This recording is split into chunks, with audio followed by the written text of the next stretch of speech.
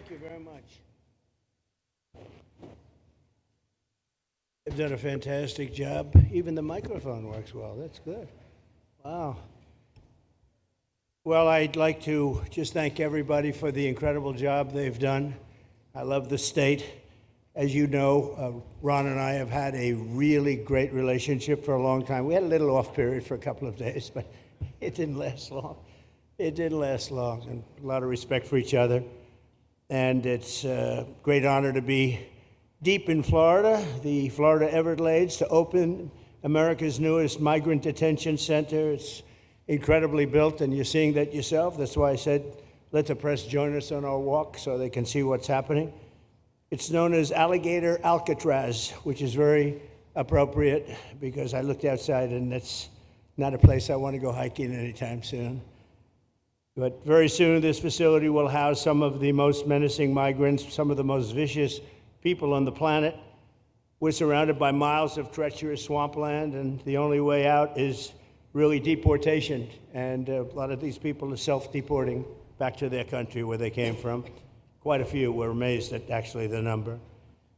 We took the FEMA money that Joe Biden allocated to pay for the free luxury hotel rooms, where he's paying hundreds of millions of dollars in New York City, and we used it to build this project. And Ron, it was just a little fraction of that money. The money they spent on that project, I happen to know the real estate developer. He's a he never really made that much, but he became very wealthy.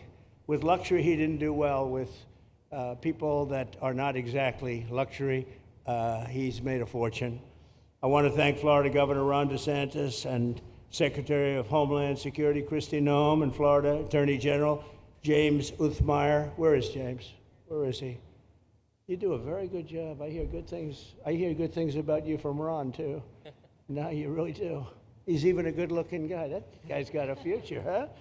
Good job, James. I hear you did really, really fantastic. Worked hard. You're like in the construction business for a few days, right? Congratulations. For all the hard work and to make this facility possible. It's amazing.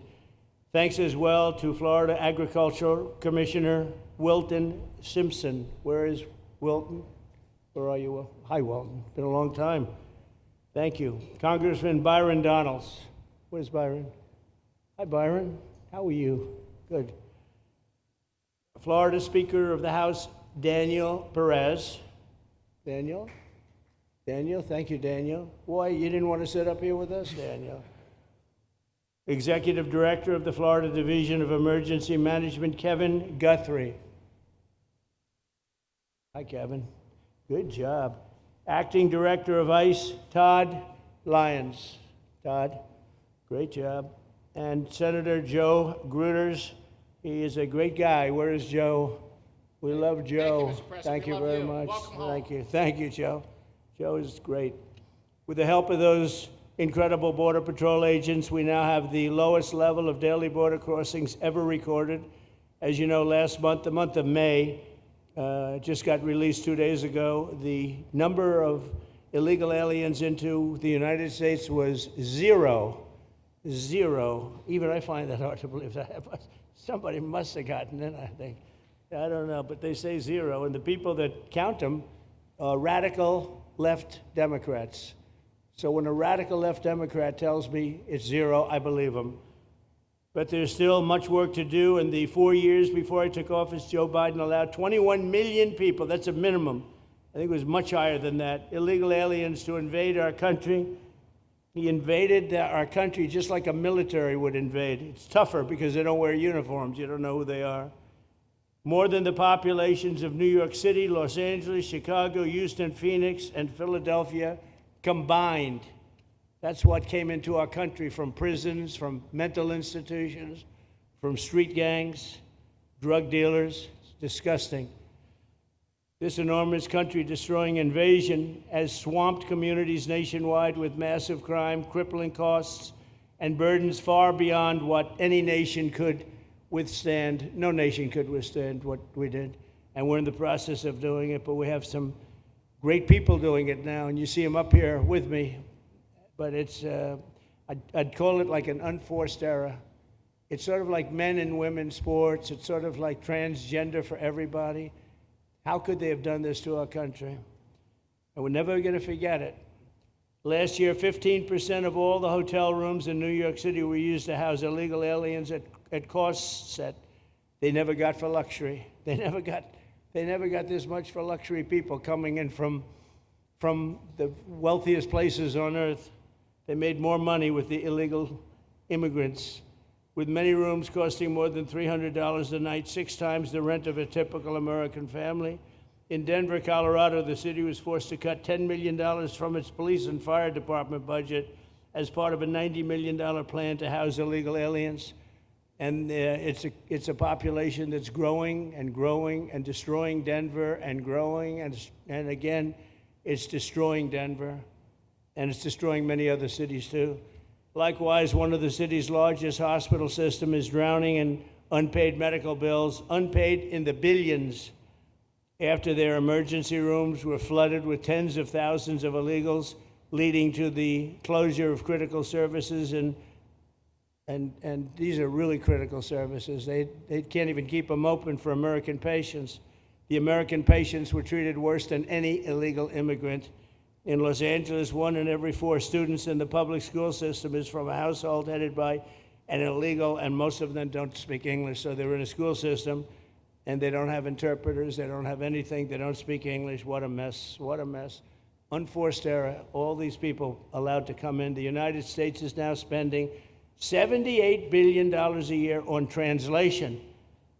Okay, think of that, $78 billion a year on translation, and smaller numbers on special education programs for non-English speakers in our public schools. So $78 billion, I think that's not a mistake. I would say $1 million maybe, hundreds of thousands of dollars, $78 billion, Joe, on translators and non-English speaking work. Federal government, the Justice Department, it's more than twice the cost of maintaining the United States Justice Department, what we're spending on translation and other things to help. In total, the average illegal alien costs American taxpayers an estimated $70,000. That's each, $70,000. I think that number is even low. If you care about balancing the budget, the single most impactful step we can take is to fully reverse the Biden migration invasion. One of the worst invasions we've ever had. We've never had an invasion like this. We've had invasions, but we've taken care of them. We've never had an invasion like this, and it's with us. And we have some very bad people out there looking to do big harm. That's why the One Big Beautiful Bill includes funding for 3,000 new Border Patrol officers and 10,000 new ICE agents. And I've gotten to know the Border Patrol and ICE very well. Unlike Kamala, she was the border czar, but she never saw the border. She never made one phone call. She was some border czar. She would have been some president. Probably would have been slightly better than Biden, though. I had to run against both of them, you know? The one guy, it's like a fighter. You knock out the one guy who's doing badly, then they put somebody else in, but fortunately she was a stiff also. Otherwise, I would have been very angry. I would have been extremely angry. The heroes of ICE will also help round up and remove members of the savage drug cartels which are coming back into our country. And we got them out. Now some of them came back in. We just got them out again, and that's going to be a vicious cycle. But these are foreign gangs. They're horrendous people, killers, that have infiltrated our territory, including 8 which we have designated as foreign terrorist organizations, which gives us a lot more power for speed and getting them out much easier. And we had a great court victory, as you know, on Friday that allows us to do what we have to do from the Supreme Court of the United States. In 5 months, my administration has already arrested over 2,700 members of the murderous Venezuelan gang known as Tren de Aragua, including a pack of these sadistic animals arrested last month with over 280 guns, and these are guns of the latest caliber. These are guns that were made over the last period of less than a year, getting brand new guns, the latest and the greatest. Every day, our brave law enforcement officers are hunting down and deporting migrant criminals who have committed heinous crimes, including more than 13,000 murderers, 11,888 to be exact, but I'd probably say the 13,000 is right also. Think of it, 11,888, and more than half of them, they committed more than one murder. So, Ron, many of them are out of here already, but it's still it's a hell of a number to be confronted with. Just this year, ICE agents in Miami have apprehended illegals with arrests for murder, kidnapping, rape, child sexual abuse, and arson, people of the worst order. We're getting these monsters out of the United States, out of Florida, out of all the places that they're in.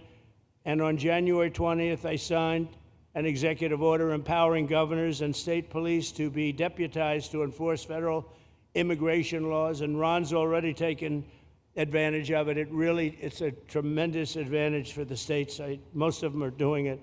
Actually, the blue states tend not to do it. Even a couple of them have, though. And I want to express my tremendous thanks to the state of Florida for embracing this opportunity and being a true partner. They've worked so well with the federal government. It's been just a beautiful, beautiful partnership. So, Ron, I'd like to thank you personally. You are my friend, and you'll always be my friend. And we may have some skirmishes even in the future. I doubt it, but I will always come back because we just we have blood that seems to match pretty well. We have a relationship that's been a very strong one for a long period of time, and I appreciate it, very much appreciate it. And also, Secretary Noem, I'd like to have you say a few words. You have been unbelievable, the job you've done. You and our favorite person, Tom Homan, have done, and your whole staff, because it's a lot of people, and Tom acknowledges it all the time. He respects you so much. He respects the staff that you both built. And you're really doing one of the great jobs. And it was great that you could work with Ron in Florida so well.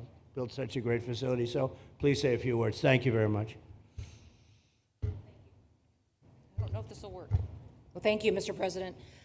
First of all, I want to thank you for putting the safety and the security of the American people first, and the way that you never lose focus on making sure that America stays our priority and that the families that live here get the chance to grow up and to raise their children in communities that are safe and that give them an opportunity to pursue the American dream. This facility here is a fantastic representation of what can happen when all of government works together and when it's accountable to the taxpayers and to the citizens that live here.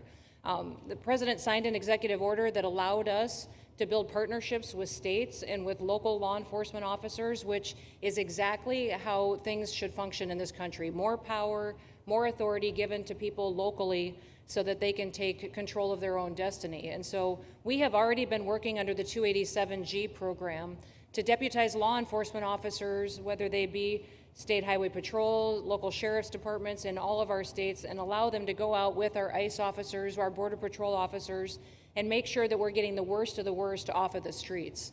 We also recognize that as we've been doing that and returning people back to their home countries, that we need detention facilities. We need beds to put them in place so that they can have their due process before they return home.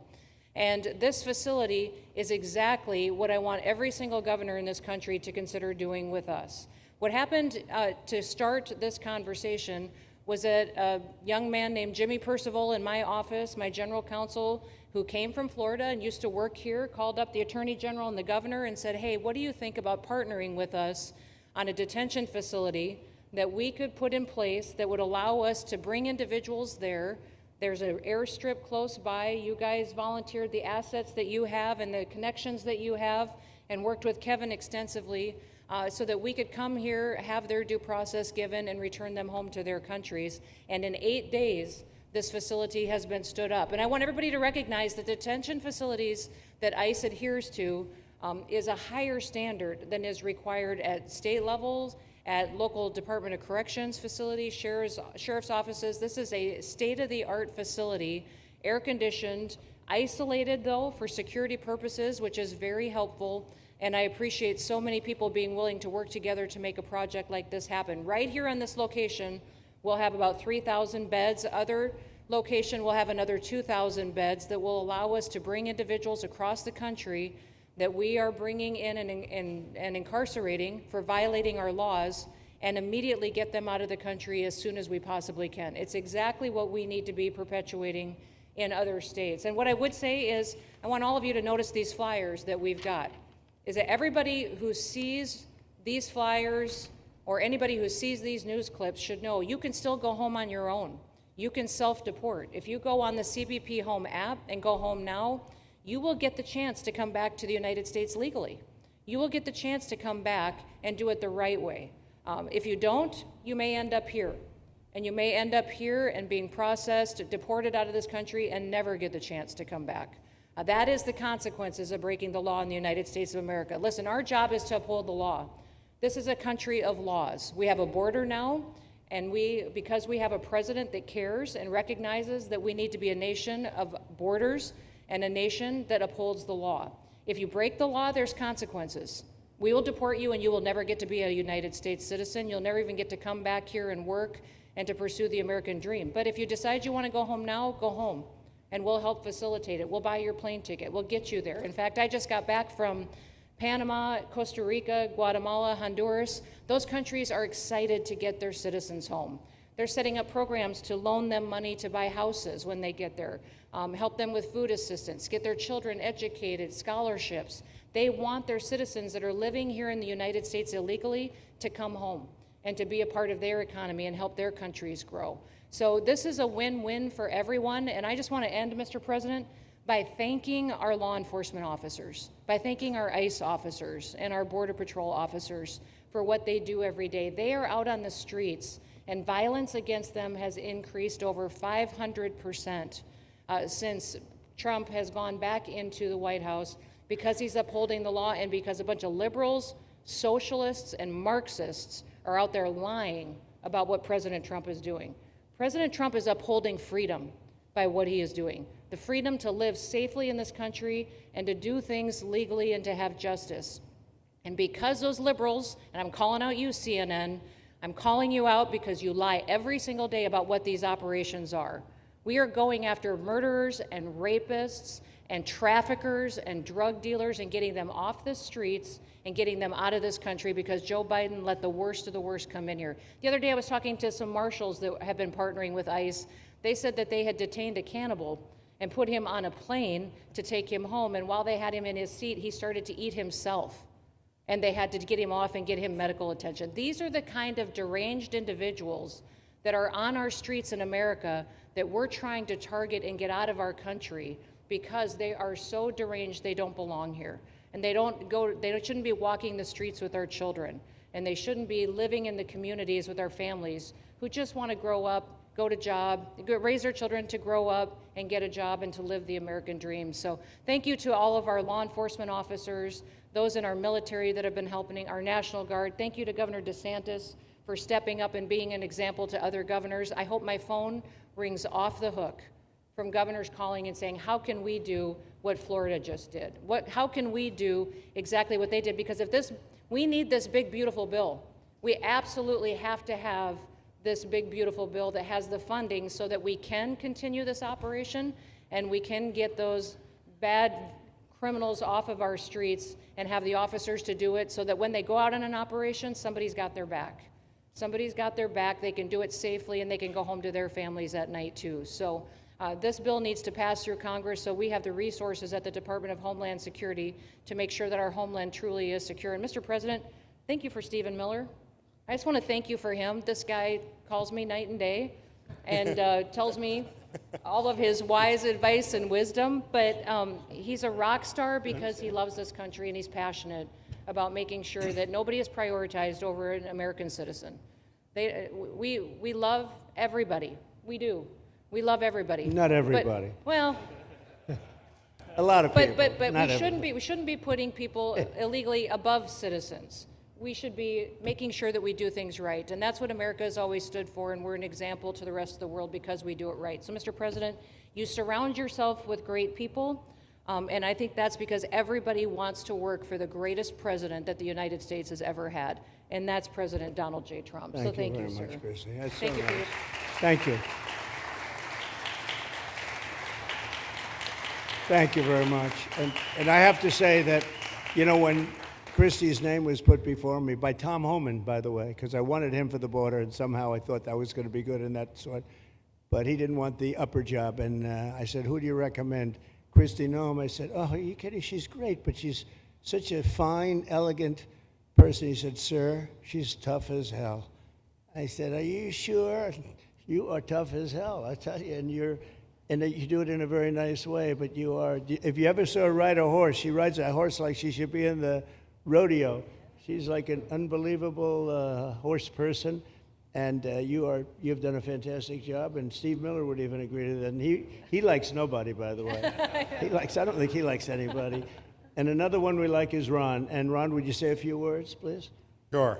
Well, thank you, Mr. President. Welcome back to Florida. And I think this is the first time you've been back since the events of a couple weeks. So just let me say, as somebody that was serving on active duty in Iraq back in the day, we witnessed the number of our troops that were killed or wounded by the Iranians.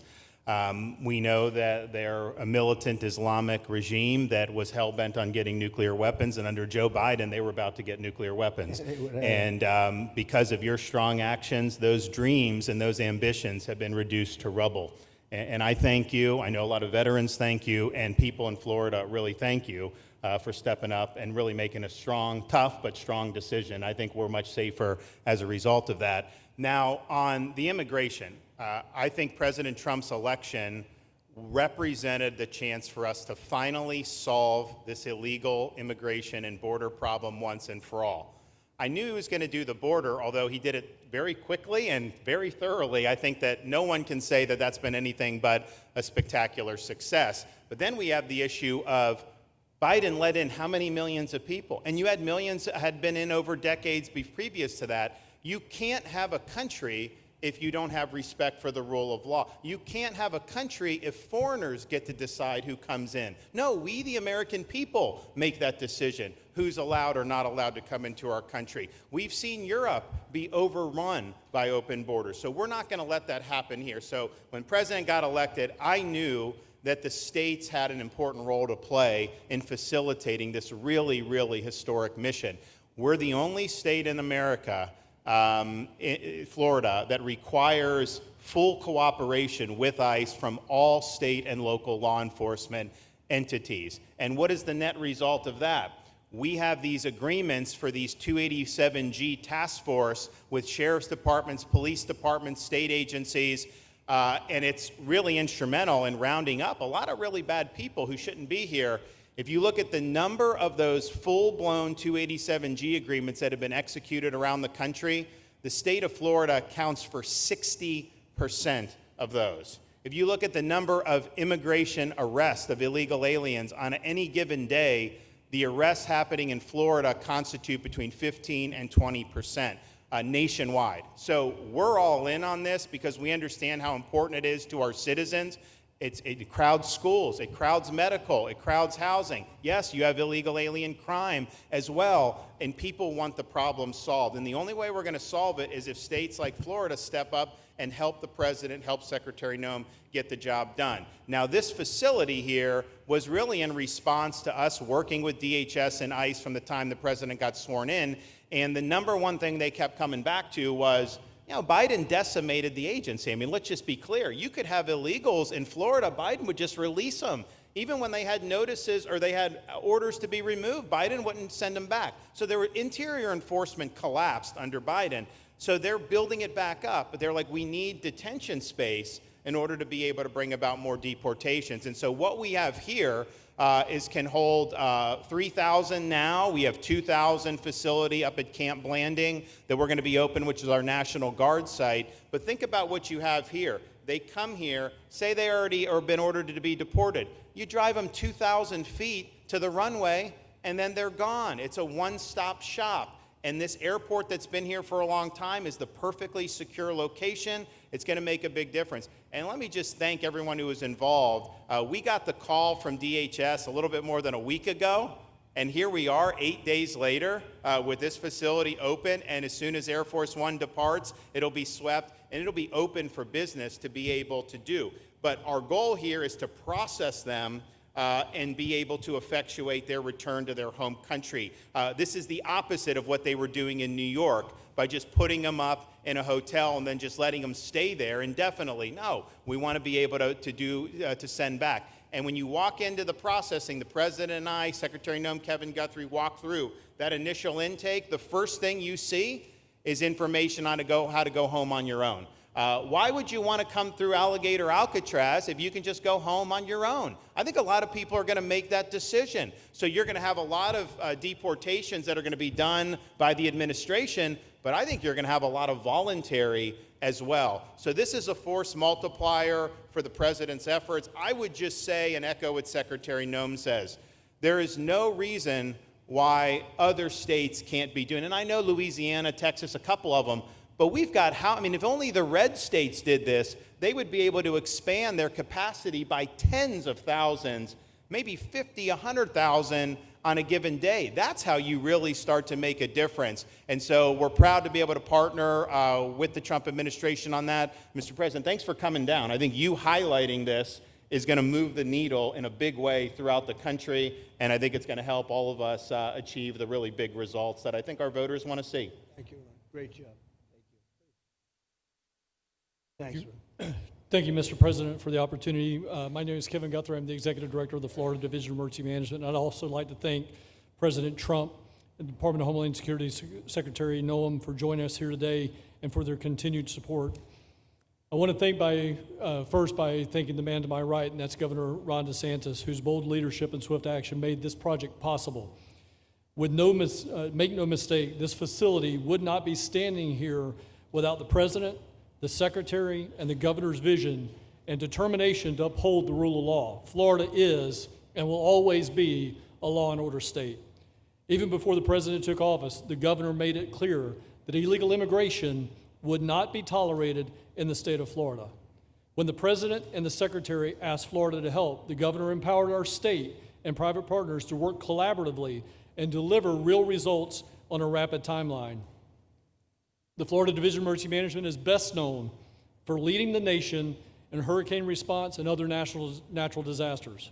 We understand how to act fast without bureaucracy in the face of any emergency. Our teams built roads in 8 hours, bridges in 3 days, base camps in 72 hours, and full causeways in 2 weeks. Getting things done quickly, efficiently, and correctly is at the core of our mission. We simply just want to be the best at what we do in the nation. When the Governor called me, and we answered, and we were proud to bring our logistical expertise to the table. We know how to set up base camps for guardsmen, first responders, linemen, volunteers, and other aid sources, and distribute that in a matter of days before a storm. We're able to translate this knowledge to what we did here at Alligator Alcatraz. Florida has put the best teams together who check their individual logos and egos at the door to get this done. Not just for you, Governor, but Mr. President, for you as well. There are over 13 different vendors that came together to get this solved in 8 days. Truly a whole of private sector partnership to get that done. Behind you on these boards, in only 8 days, we have built a fully compliant detention facility with a detainee capacity of up to 3,000 people, with room for additional capacity if you asked us to do so. The detention facility includes over 158,000 square feet of housing and is a fully aluminum frame structure rated for winds of 110 miles an hour or a high-end Category 2 for those people that don't think that we're taking that into consideration. This is Florida, by the way. Power supply is fully redundant with backup generators in place. We've put a staff village here on site with a capacity of 1,000. Our services are hot meal 3 times a day, 24/7 medical facility, pharmacy, air conditioning, access to indoor and outdoor rec yards, legal and clergy support services, laundry. Our security element is over 200 security cameras throughout the facility, more than 28,000 feet of barbed wire, 400 plus security personnel to include 200 men and women, soldiers and airmen underneath Major General John Haas's command as the Adjutant General of Florida. And it's all surrounded, as you pointed out, Mr. President, by 10 miles of beautiful Florida Everglades. Contingencies, as with all state correctional facilities, we have a hurricane plan. We will not wait for a Cat 2. We will follow our normal evacuation procedures as we do for any other facility statewide in our great state of Florida. We have on-site fire and EMS resources so that we do not we don't burden the locals with any type of response. All in all, sir, this has been a perfect state logistics exercise for this hurricane season. Everything we did here in the last 8 days, God forbid, if we have a hurricane, we're going to do it again. This was a dress rehearsal for us, and we are ready, willing, and able to support you, sir, the governor, secretary, and everything that you need us to do. Just a week ago, it was a taxiway and a runway, and now is a fully functioning facility. We are happy to support you, Mr. President, Governor, Secretary. Fantastic job. Thank you.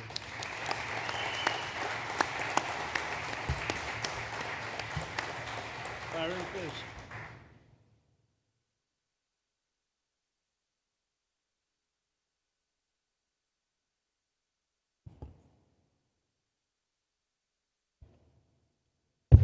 There we go.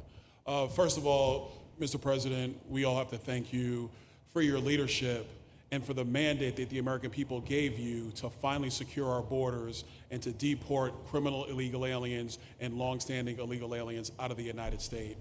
That is a mandate given to you by the American people. I know Secretary Noem, Stephen Miller, Governor DeSantis, myself, on behalf of the other members of Congress in the Senate, and of course here in Florida, we are behind you 100% in that mission. To the governor, I really appreciate you and commend you for your leadership on this, taking swift, decisive action to building this facility. One of the things that has occurred because of the work you did earlier this year with the legislature is that our sheriffs are out there every single day. They are arresting these criminal aliens in our streets, and they're seeing some backlog in their jails. So this facility primarily goes to address some of that backlog and then to help us fulfill the mission that the president has led us to. So Governor, thank you for your leadership and thank you for your decisive action on this. It really does mean a lot to all the people of Florida, of course the people of the 19th Congressional District. Secretary Noem, I mean, what can I say? The president's right, you're double tough. So we appreciate all your leadership. You and Tom Homan have been doing a great job. And I'm actually going back to DC after this because we have to vote on one big, beautiful bill in the House. We have to get that to the president's desk so we can get you the resources that you need to fulfill the mission that the American people have asked us to do. I totally agree with what Mr. Guthrie has said. This is a logistical marvel when something like this occurs. We've seen Florida Department of Emergency Management answer the bell time and time again. The governor has said we need to accomplish this, and DEM gets that job done. And we had a side conversation about, I know there were some concerns. People were like, well, what happens if a hurricane comes? What happens if this happens? And I looked at Kevin Guthrie and I said, you already have a plan, don't you? And he goes, of course we have a plan. You know that we do. This is what Florida does, Mr. President. And so I want to commend you for your leadership and your vision on this. Governor, thank you for all that you've done with your vision and determination. Secretary Noem, we're going to get the bill done so you get the resources you need. See you, sir. Thank you very much. Oh, thank you. Wow. Thank you. You know, I'm waiting, listening to these wonderful words, and they are music to my ears, but I was also wondering how we're doing, because I know this is prime time. It shows that I care about you, because I'm here, and I probably should be there, but we do care. Thank you very much. James, please. We're all happy now, James. Yeah. Well, I can speak on behalf of all of our sheriffs, state law enforcement, our police chiefs. We are going to continue to make arrests, our pedals to the metal, as many as we can. We want to fill this place up. The governor and Kevin have shown they can build bridges in 3 days, so why not some detention facilities? Hopefully there's more to come. And you really kind of were the inspiration for this. We like the idea of reopening the original Alcatraz. I don't know if that can happen or not, but we thought, hey, we've got our own natural Alcatraz in the middle of the Everglades. Right. Great runway, great perimeter, so let's make it happen. In Florida, we walk the walk, and we will deliver for all of you. Thank you. Well, I heard you were responsible for the locational pick, and you cannot have picked a better location. I said, whoever the hell made this choice, I know you take it a little heat from some environmental groups, but I take it all the time, and that's an honor. But I heard you were very responsible for that choice, and that was a big choice. Thank you very much. Great job, James. Thank you. Do you want to finish over here, and then we'll go over here, and we'll go back and celebrate the big, beautiful bill that you just got passed. You sure that's right, Brian? Yeah, all right. Wow, good. He's doing a good job. Right. Wow. Mr. President, first of all, I just want to say how grateful we are that you're back here in your home state of Florida.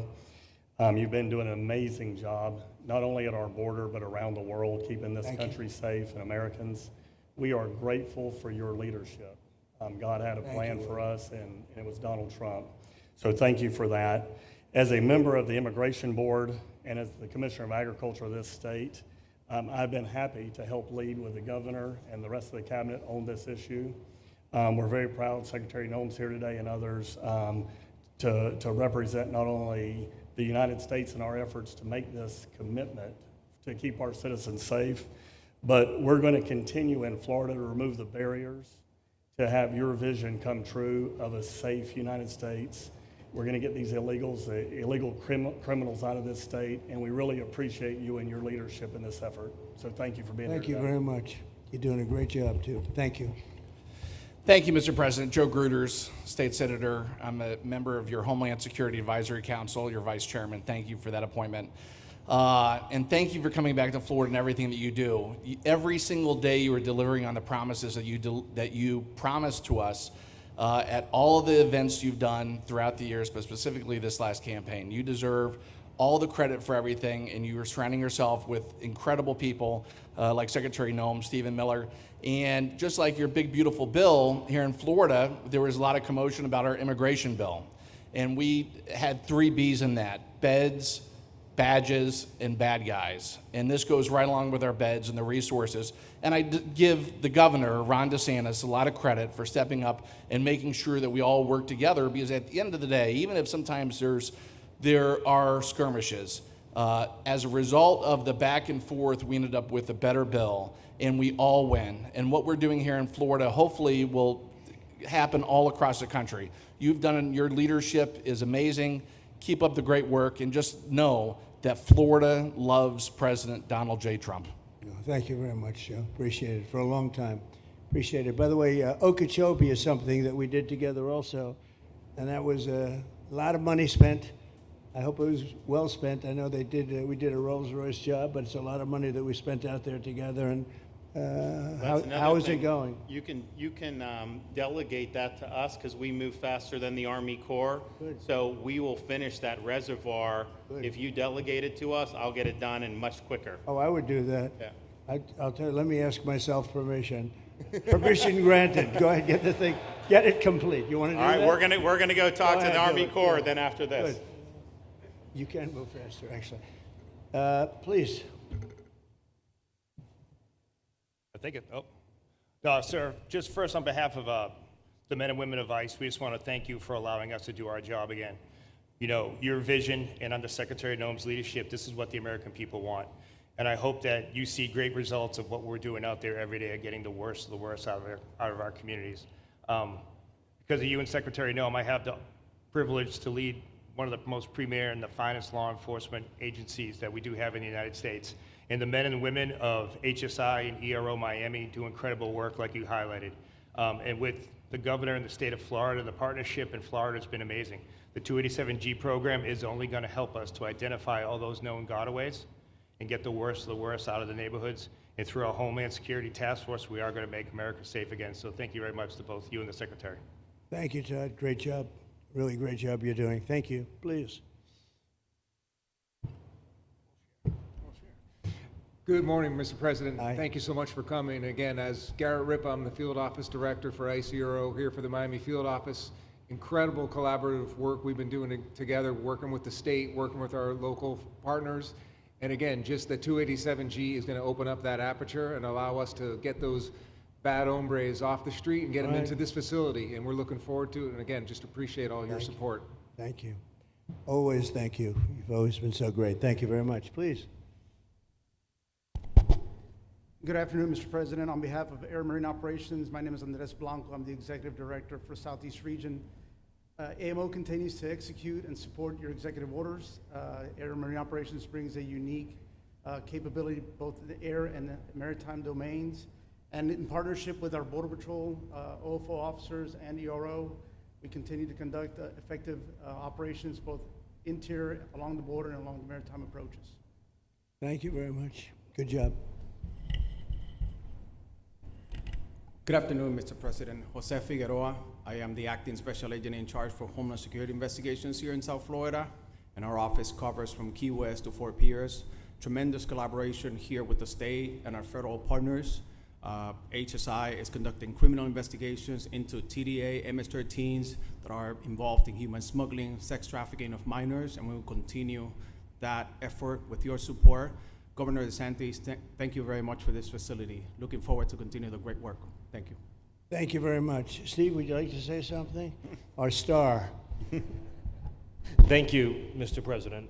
I just want to say on a personal note, getting to watch what you've done over the last 5 months to deliver on a 50-year hope and dream of the American people to secure the border. When President Trump came into office on January 20th, the United States had endured the largest wave of illegal immigration in human history. Not just American history, human history. And within just a few days, President Trump, through his strength, leadership, diplomacy, and vision, achieved the most secure border anyone in the world has ever seen. When we recently went overseas to the NATO summit, I had senior staff in foreign governments come up to me and ask me how he achieved the Trump miracle on his border and could that be replicated in their countries. For individuals who don't work in this space, to have 0 successful illegal entries in an entire month should be an impossible achievement. There's a 2,000-mile border with one of the poorest countries in the world, and you have open travel from 150 countries into Central America and South America. There are 2 billion people in the world that would economically benefit from illegally coming to the United States. And through the deployment of the military, through the deployment of novel legal and diplomatic tools, through the building of physical infrastructure, through the empowering of ICE and Border Patrol and the entire federal law enforcement apparatus, President Trump achieved absolute border security. And now, once this legislation is passed, he will be able to make that with those resources permanent. Watching what you've done, sir, has been one of the honors of a lifetime. I'm proud to be able to play any role in it. And what President Trump is going to achieve next with the resources in this bill will make America safer, stronger, freer, more sovereign, and more prosperous than it has ever been before. Thank you, sir. Thank you, Steve. Oh. Thank you. And the bill is going to be great for Ron. It's going to be great for Florida, too. A lot of set-asides for Florida, some of the things that you wanted to do. And so it's great news to hear that it was approved. Do you want to take a few questions, Ron? We'll take a few questions from these. Yeah, please, go ahead. Yeah. Thank you, Mr. President. Given the likelihood of the One Big Beautiful Bill passing, and we look forward to the success of this facility here, how many more facilities like this do you feel that the country needs in order to enact your agenda of mass deportations? Well, I think we'd like to see them in many states, really, many states. This one, I know Ron's doing a second one, at least a second one, and probably a couple of more.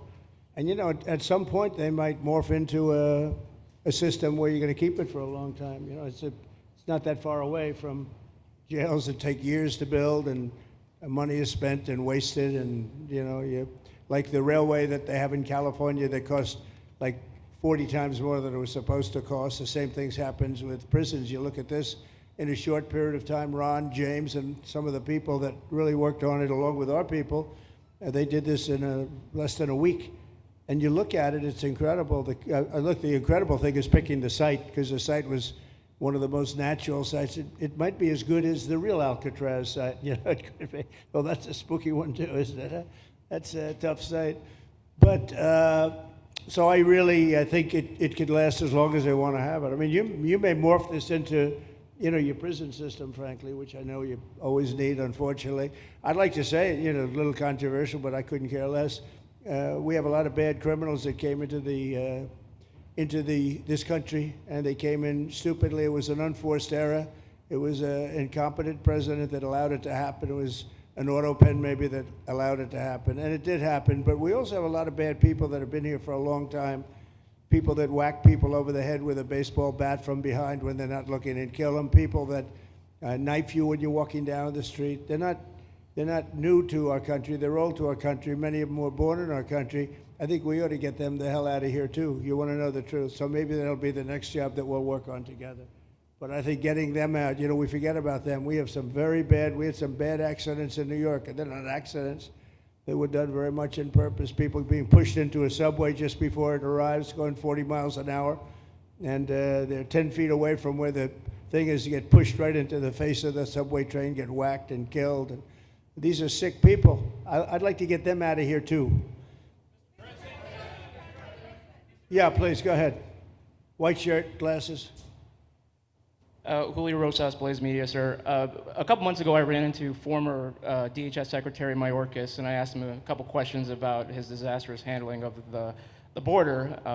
He didn't like my questions. But the number one question that I heard from people in responding to my video was, why hasn't he been arrested yet? Obviously, you guys are cleaning up the mess that was made deliberately for the past 4 years, and so people want accountability. It's great to see that the border is secured, and it's great to see the state level cooperation. But I guess I would ask you, why hasn't he been held accountable, or anybody really? Well, pardons were given out by to many people, and they shouldn't have been given out. Like the Unselect Committee of Political Thugs was given a pardon because they destroyed all of the information from 2 years of hearings, and they should be arrested, but they were given pardons. Was he given a pardon, Mayorkas? Was he not? I don't believe so. Well, sir. I'd take a look at that one, because what he did is it's beyond incompetence. Something had to be done. Now, with that being said, he took orders from other people, and he was really doing the orders. And you could say he was very loyal to them, because it must have been very hard for him to stand up and sit up and talk about what he allowed to happen to this country and be serious about it. So he was given orders. If he wasn't given a pardon, I could see looking at that. In fact, why don't you take a look at it, Kristi? He was impeached, but yeah, it was just a fake impeachment. It was a fake impeachment. Why don't you take a look at it? I think he was so bad. They were all so bad. Look, it was the worst president in the history of our country. We've had some bad ones, but he was the worst president. But somebody told Mayorkas to do that, and he followed orders, but that doesn't necessarily hold him harmless. So take a look at it. Very good question, actually. Thank you. Yeah, please. Go ahead. Mr. President, you and the Secretary have both said that many people have self-deported since you came back into office. Yeah. How many is many, and has the rate gone up? How do you see the tempo of that moving forward going on?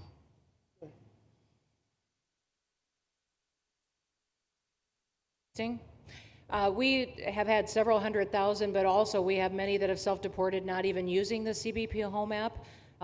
When I have gone to these other countries to negotiate security agreements and information sharing on criminals, who's coming and going into their countries, they report that hundreds of thousands have come home that weren't on our radar, that they are coming home on their own and self-deporting because they want the chance to be able to go back to America someday. So we believe it's over 1 million, possibly more than that. I'm asking all of those countries for their information on what they have of individuals that may have returned home, that they have taking advantage of their programs to help them become a part of their civilization again too. So we know it's over 1 million, but we have to, I'm getting more information, and that number will grow.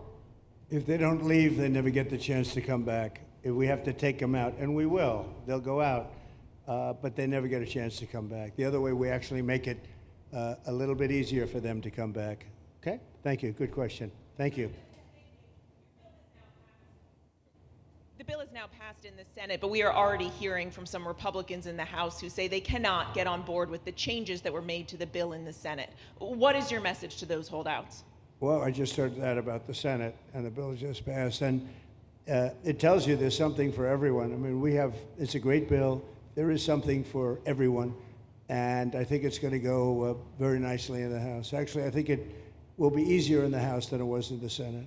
And just to be clear, on the Medicaid cuts, you've promised not to cut Medicaid, said this is all just targeting waste, fraud, and abuse. Are you saying that the estimated 11.8 million people who could lose their health coverage, that is all waste, fraud, and abuse? No, I'm not saying that. I'm saying it's going to be a very much smaller number than that, and that number will be waste, fraud, and abuse. And if you look, they took a much more liberal stance on the Medicaid situation than they could have. They had a tough stance and a weak stance. They took not a very strong stance on that to start off, and it's waste, fraud, and abuse, and everybody wants that covered. What number is that? What analysis are you seeing? I'm not seeing a number, but I know it's much less than the number you gave, and we really were very, very cognizant of three things. Social Security, we're going to take care of it beautifully. Medicare and Medicaid, and we are going to save it, whereas the Democrats are going to, you won't have it. they will destroy Medicare and Medicaid, and they have to because their numbers don't work. So it's not going to happen. They're the ones that have destroyed Medicare. They have made it so bad already, they're going to make it a lot worse. But now we'll be in charge, so we're going to have no problem with Medicaid or Medicare or Social Security. Thank you. Yeah. Claire Gall with Wink News in Fort Myers. What is your direction to ICE when it comes to arresting farm workers here illegally, other workers in industries that are pretty critical to Florida's economy? Yeah. Well, we're very much cognizant of that, and as you know, I won the farmers by 92%, and I'm not going to be abandoning my farmers. We were strong on the borders, but we're also strong for the farmers and for others in the hotel industry, et cetera. You know, we have similar situations, and Kristi and I, and we'll be working with Ron and a lot of the states. We're going to work something where the farmers can be responsible for some of the people that have, and they have people, Ron, for 10, 15 years that they know very well. We're going to put them responsible. And we're going to issue a form of a card or document, and the farmer's going to be responsible for these people. They're not going to have citizenship, but they'll be working, they'll be paying taxes. We need to get our farmers the people they need, otherwise our farmers aren't going to be able to do their land. You know, it was tried once before, many, many years ago, where there was a very strong guy, and he got everybody out, and every farm, almost in the country, but every farm in California, every farm in Iowa, almost all the farms went bankrupt. They had nobody to work, and we don't want to have that situation. So we're going to work it. We're going to put our farmers and others in charge of the people that they have under them. They know the people, and I think it's going to work out really well. We're going to take care of our farmer, but we're going to get the criminals out. Okay? Yeah, go ahead, please. Thank you. Mr. President, how do you respond to critics who fear that a 3,000-bed detention center and the waste that that could produce will pollute the surrounding federal protected land, including land that both administrations have invested billions of dollars in restoring? Well, I was one of those that invested billions of dollars and hundreds of millions of dollars right here in the Meadowlands, but in the Everglades, and the Meadowlands too in New York. If you look at what we did up there, speaking of the Meadowlands, a lot of places like this, but this is a very unique one. One thing I'll say about this land, we'll be gone 1,000,000 years and this land is still going to be here. It's not going to be much different. You'll have the water moccasins, you'll have the alligators. You may not have people, but you're going to have all those animals. They're going to be around, and you got plenty of them out here. I think it was a brilliant choice, and I think almost anybody in his or her right mind would say this was a brilliant choice. I give the governor a lot of credit for using this piece of land. And in addition to that, it's on top of something that was already developed. It's an airport. You know, you have the runways, you have the, so it's already been developed. So it's not like you're dropping dirt right into the thing. There was zero movement of that. That was done many years ago because the airport's very old, but it was an abandoned railroad, an abandoned airport. And frankly, it's like perfect. And you can do expansion on this site substantially without doing anything. So the people, I heard them complaining about the Everglades. There's no, I don't think you've done anything to the Everglades. I think you're just enhancing it. This was already here. How long has the airport been here? Decades. Many decades, yeah. And they have, Kevin, all these guys, you know, have a waste plan, like the wastewater gets trucked out, potable water gets, literally, they have, even our DOT has put things up in case there's any seepage, which we don't. So you are literally doing this on concrete that's already here. So I don't think those are valid and even good faith criticisms, because it's not going to impact the Everglades at all. President's been a champion, we've been a champion, really changed the game in Florida on it. I think it's just people don't want to see illegal immigrants deported, and that's their ideology, and they have a right to that. But illegal immigration's unpopular, so they know that they're going to have less effect. So they're going to try, oh, well, no, it's just about the Everglades. But really, I think a lot of those people, they just don't want to see illegals deported. Because if you actually hear everyone's here, you obviously know there's zero land that's being disturbed. Well, you know, when we talk about popularity, though, I will say I ran on the issue of illegals, and we have to get them out. And I won 82% on that issue. So I think that they may not like certain aspects of it, but ultimately they do not want them in their country. And if this is a part of a use, but I think from an environmental standpoint, it's incredible. In fact, when we landed that very big, heavy plane today, They came out and checked it fairly. I think they want the president to be able to land on a piece of concrete that's not going to go 6 feet underground. And they checked it. They came back and they said, this thing is really solid. So it's been there a long time. It's going to be here a long time. And it was a great choice of a site. Thank you. Yes, please. Brian, go ahead. Yes, sir. The people of Syria were recently seen on the streets waving American flags, chanting Trump, Trump, Trump. They're so appreciative of the economic sanctions that was lifted on that country, giving them a little bit of hope for prosperity. You want to comment on that? Well, they're great people, and the man that is leading them has a reputation. He was the head of some pretty tough organizations, and a lot of people criticized me for that. I said, well, what are we going to do, take him out of a day school, a country day school? It's going to be, by nature, I would think, Ron, they'll be pretty tough, and he is pretty tough, but I met him, spent a lot of time with him, good guy. I took off the sanctions because if I didn't do that, they wouldn't have had a chance. And Syria has a chance. The people are great. They work hard. They're very smart. It used to be a place of professionals, accountants and lawyers and doctors and high academic credentials in that part of the world. And I think it's going to work out great. I took off the sanctions, and they were very appreciative. They were shocked, but they were very appreciative. We're giving them a chance at survival. With the sanctions, it couldn't have worked. Thank you. Mr. President, your beloved New York City. Your beloved New York City may well be led by a communist soon, Zorhan Mandami, who in his nomination speech said he will defy ICE and will not allow ICE to arrest criminal aliens in New York City. Your message to communist Zorhan Mandami. Well, then we'll have to arrest him. Look, we don't need a communist in this country, but if we have one, I'm going to be watching over him very carefully on behalf of the nation. We send him money. We send him all the things that he needs to run a government. And by the way, they get about 3 times what you get, Ron. If you look at the per capita, Florida gets 1/3 of what New York gets in terms of the numbers. Why don't you give us those numbers? Yeah, well, because that's what we should send him. Yeah, well, like sometimes people say Florida gets more because they count Social Security recipients, but that's not money to the state. Those are seniors that live here. If they moved to North Carolina, you could count it there. So it has no interaction with the state government. They get more on the city and state governments than we get. Right, substantially. We're going to be watching that very carefully, and a lot of people are saying he's here illegally. We're going to look at everything, and ideally. He's going to turn out to be much less than a communist. But right now, he's a communist. That's not a socialist. I've always said, we will not have socialism in this country. In the speeches, I said, well, what? They skipped socialism. And you got a lot of them like that. And you see AOC, she's out there with her, bad IQ.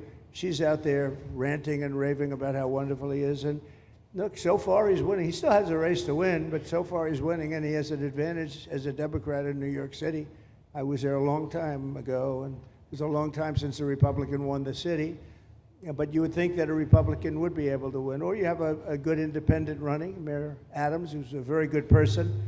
I helped him out a little bit. He had a problem, and he was unfairly hurt over this question. He made a statement to the effect that this is terrible. New York City can't have all these immigrants come in, and like he was indicted the following day.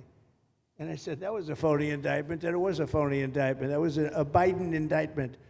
I said, don't feel bad. I got indicted 5 times every time you opened your mouth. That was a bad group. That was a very dangerous group, I will tell you. These were not nice people. That was the only thing they could do. They had no policy. They had no skill. They had no anything. But they were very good at that. They were vicious, vicious, horrible people. Thank you very much. Yeah, please go ahead. Anna Giratelli with Washington Examiner. Governor DeSantis has proposed using National Guard, deputizing them as immigration judges to get through this massive backlog of people in the immigration court. Would you be open to that? Yes, he has my approval. Okay. That wasn't too hard to get, was it, Ron? He didn't even have to ask me, James. You didn't even need James to ask me. He has my approval, okay? Good. I also like what he's doing in Ochopee. He has my approval for that. I don't know how we work that out, but we'll work it out. We'll follow up. Go ahead. Please. President Trump, Jake Stofan with Action News Jax from up in Jacksonville. There's some talk about a facility similar to this up in Camp Blanding.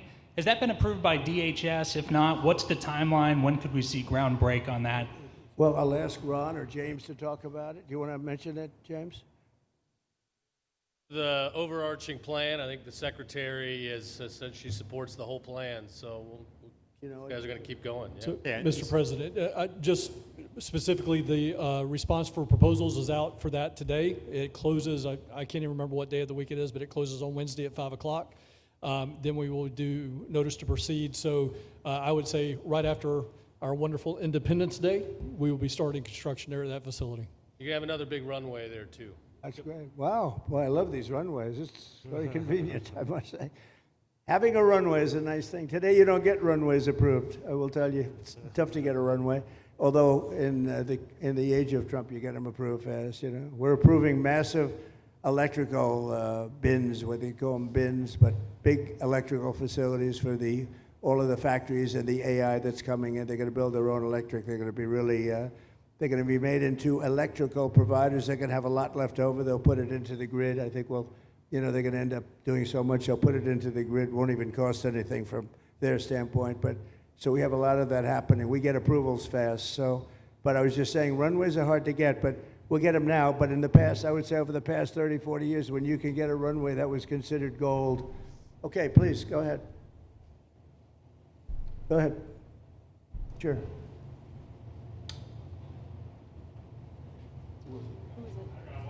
Okay, go ahead. Yes. President Trump, Laverne McGee, News 6 Orlando. You have fulfilled several campaign promises along with the help of Governor Ron DeSantis. What is the next campaign promise that you plan to fulfill to the American people? So we have turned this country around in less than 6 months. And when I was away, and I was telling Ron, I was telling some others, I've said it a little publicly, I guess, but I met a lot of very important people. The King of Saudi Arabia, I was there 2 weeks ago, and Qatar, the leader of Qatar, who's great, and the leader of UAE, who's great. These are very substantial people, very smart people, and good people.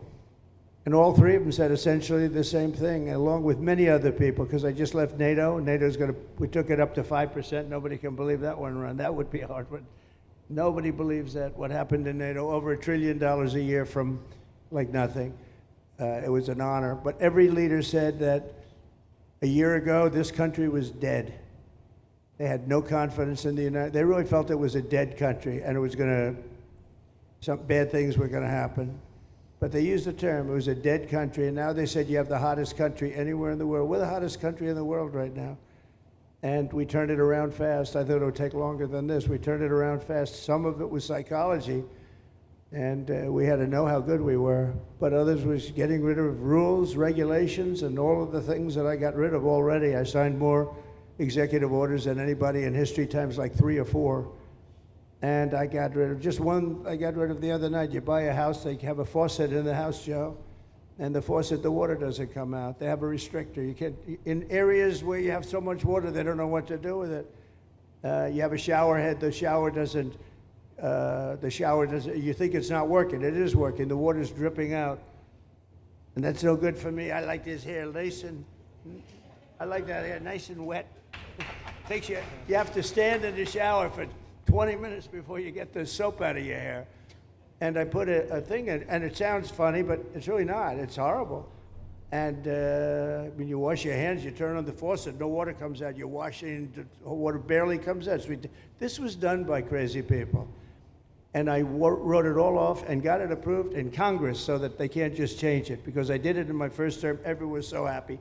And then one of the first things that Biden did when he came back is he put the restriction on showers, toilets, and sinks. Put this restriction, and washing machines. Washing machine, they give you like a quarter of this bottle to do your clothing. And people needed 10 of these bottles. And the people came to me from Whirlpool, and they said, we can't make a machine that's competitive. We can't make a machine anymore. It doesn't work. Why? They don't let us use water. Do you have any problems with water? No, we have so much we don't know what to do with it. It comes down from heaven, right? And I approved all of that, the washing machines, the whole thing. The dishwashers, that was the other one. They give you like this much water right up to there to do your dishes. So people, you know what they do? They keep pressing the button. So they end up doing the dishes 10 times. They end up using more water than you would have used if you did it right in the first place. So all of that stuff has been written off. It sounds crazy. It's little things. The straw. I let you go back to plastic straw. I was tired of having straws melt in my mouth, you know? It wasn't working. The paper wasn't working too well. So these are little things that I did. Then we have the big things. We have the biggest things, and that has to do with some of the subjects we're talking now. I think the things we're talking about now are the biggest, because if you don't have borders in this country, borders and good elections, and we're working on that next. There's some bills coming in that's going to make sure that you're a citizen, that people aren't counted in the voting when, you know, they were here and they're here as illegals and they're criminals in many cases, and they give them a count, and you end up with extra congressmen. We're going to work on that. We're going to straighten that out next. That's going to be easy compared to what we were doing. But we did the big things too. But little things like that, a straw, little things like a washing machine with no water. People go out, they spend all their money on a washing machine. The damn thing doesn't work. You can't use the water. Then you go to your sink and that doesn't work either. You're stuck. You know what you do? You have dirty plates the next day. That's it. And we solved so many common sense problems. And they weren't easy. You know, there are people that really believe in this stuff. But, you know, most states have so much water they don't know what to do with it. And look at North Carolina. I mean, they had a lot of water. And they have to get restrictors on their, you know, on their kitchen faucets. So we're very proud of the things we did, and we're going to do a lot more of them. Yeah, please, go ahead. You guys in good shape. Hey, it's Eric Bowling. How you doing, sir? Something we've talked about for, I'd say, the better part of 20 years. I think it's something near and dear to your heart, energy, our energy security. Under Joe Biden, average price of oil for the 4 years was about $79 a barrel. He drained the SPR halfway down, promised to replenish it, never did. Right. Under you, first term, $53 average price for 4 years. Biden was $78 for 8 years. It was never refilled. The question is now it's $64 or so. Yeah. What coming down rapidly. Coming down, and what a great opportunity to fix another one of Joe Biden's problems, one of the things he broke in America, giving us the energy security of an emergency SPR, Sure. fill it to, maybe even go beyond and fill it to 1 billion barrels this time at a much cheaper price. Thoughts on the energy sector? So it holds 77 million barrels, and we had it up to the top, if you remember. And I was proud of that, and I made a deal to buy it at the lowest price of oil. It was a good deal, good instinct. And we filled it up, and when he came in, he started using it to keep oil prices down because he blew our energy policy out. Energy and his bad spending is what caused inflation. So now we have no inflation. Gasoline just hit $1.99 today in 5 states. $1.99, isn't that a nice sound? It was up to $4, and going up to $5, $6, and $7. In California, it was $7.70. But we just hit in five states, $1.99, $1.98. And it's coming down to that level, so that'll be a big thing. And one of the reasons the prices and costs are going down when you go to the supermarket, because I said I was going to get costs down. We're getting the costs down. Food is coming down. When I came out, my first week, if you remember, I had a lunatic reporter screaming at me saying, eggs are going through the roof. What are you going to do about eggs? I said, I just got here. I didn't know anything about eggs. I had to call you. I said, look, I just got here. Tell me the problem. Well, they're doubled in price, and they're going to be 5 or 6 times higher. They were right, actually. I said, let me work on it. And now we have eggs down to the same numbers it was when I first came in. You know, we lowered the cost of groceries. A simple word like that, groceries, it was like almost a strange word. I hadn't heard the word in so long, but what could be more beautiful than the word grocery? And we have the prices way down. We have the energy way down. Energy brought the groceries down, if you want to know the truth. And, you know, so we think we're going to get it lower, and we're going to fill up the it's called the Strategic National Reserves. I had it topped out, and this guy would use them every time before the election. He'd use them whenever they had an election. It was artificial. But believe it or not, as big as that are hundreds of millions of barrels of oil, all filled up at low prices. But it was really meant for wars, and it wasn't meant for keeping your prices down during a holiday so that somebody could get elected. But they used it, and they didn't bring it. The only mistake you made, they didn't bring it a little down. They brought it right down to the bottom. The thing is practically empty. They never filled it up. They never spent 10 cents in filling it up. And we'll do that. When the market is right, we'll fill it up. I want to fill it up when the market's right. Thank you. How about one more question? Okay, please, in the back. Dana Marie McNichol, Fox News Channel. Mr. President, is there an expected time frame that detainees will spend here, days, weeks, months? And does that have anything to do with the immigration judges you just spoke about being trained and staffed here? When you say, what was the first part of your question? Who? Is there a specific time frame you expect the detainees to spend here? Days, weeks, months? In Florida? Yes, here at Alligator Alcatraz. I'm going to spend a lot. Look, this is my home state. I love it. I love your government. I love all the people around. These are all friends of mine. They know them very well. I mean, I'm not surprised that they do so well. They're great people. Ron has been a friend of mine for a long time. I feel very comfortable in the state. I'll spend a lot of time here. I want to, for 4 years, I've got to be in Washington, and I'm okay with it because I love the White House. I even fix up the little Oval Office. I make it, it's like a diamond. It's beautiful. It's so beautiful. It wasn't maintained properly, I will tell you that. But even when it wasn't, it was still the Oval Office, so it meant a lot. But I'll spend as much time as I can here. You know, my vacation is generally here because it's convenient. I live in Palm Beach. It's my home. And I have a very nice little place, nice little cottage to stay at, right? But we have a lot of fun, and I'm a big contributor to Florida, pay a lot of tax. And a lot of people move from New York, and I don't know what New York is going to do. A lot of people moved to Florida from New York, and it was for a lot of reasons, but one of them was taxes. The taxes are so high in New York, they're leaving. I don't know what New York's going to do about that, because some of the biggest wealthiest people and some of the people that pay the most taxes of any people anywhere in the world, for that matter, they're moving to Florida and other places. So we're going to have to help some of these states out, I think. But thank you very much. I'll be here as much as I can. Very nice question. With that, I'd like to just end by saying I want to thank Ron and James and all of the people that have done such a great job, all of your staff.